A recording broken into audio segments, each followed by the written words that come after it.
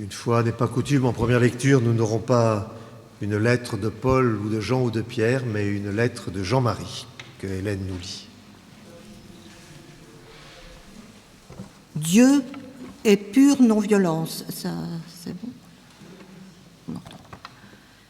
Il ne dépend pas de nous de croire en Dieu, écrit Simone Veil, mais seulement de ne pas accorder notre amour à de faux dieux.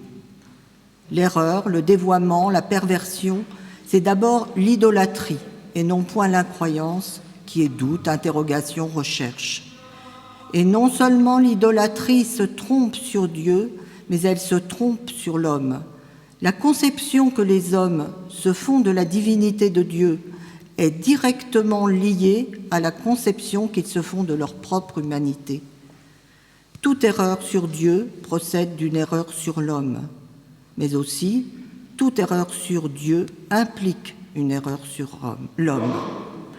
C'est pourquoi, pour une part essentielle, la quête de l'homme à la recherche de sa propre vérité consiste à démasquer les faux dieux qui sollicitent sa confiance. Selon la grande tradition de la théologie négative, le mystère de Dieu étant indicible, on ne peut l'approcher que de manière négative, en disant de Dieu ce qu'il n'est pas et non pas ce qu'il est.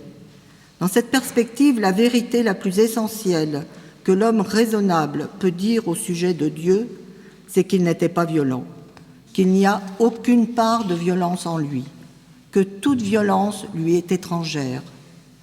Connaître Dieu, c'est d'abord comprendre qu'il est pure non-violence. Il est alors possible, mais alors seulement, de dire que Dieu est amour. Dieu n'est pas capable de violence et il ne cautionne pas la violence dont les hommes sont capables. Et les religions qui pactisent avec l'empire de la violence ne témoignent pas du vrai Dieu. Lorsque la religion bénit la violence des hommes, la violence ne devient pas sacrée, mais la religion devient sacrilège. C'est l'homme, en réalité, qui fabrique l'idée d'un Dieu tout-puissant. En cela, il ne fait que projeter notre propre désir de puissance. C'est parce que l'homme a besoin de justifier sa propre violence qu'il forge l'image d'un Dieu justifié. Au contraire des dieux des religions primitives, le Dieu chrétien refuse de se mêler à la violence des hommes. Toute la responsabilité de la violence incombe aux hommes et à eux seuls.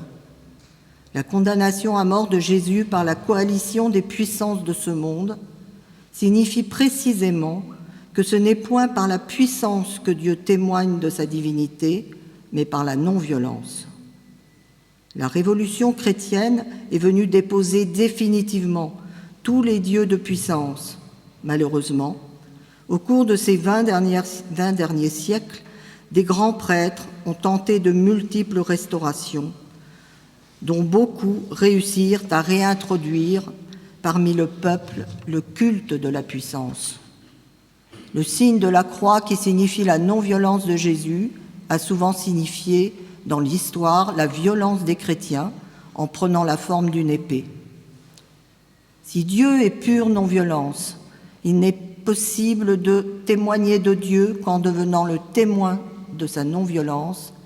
Dès lors, l'antithèse de la foi, ce n'est pas l'incroyance, mais la violence. Jean-Marie Muller, c'est un texte que j'ai retrouvé. Il n'est pas daté, mais je pense que il est dactylographié, je veux dire, et donc c'est avant l'ordinateur. Voilà. Mais je pense que ça date quand même du moment où il travaillait Simone Veil. Il était enthousiaste devant Simone Veil. J'étais presque jalouse de Simone Veil.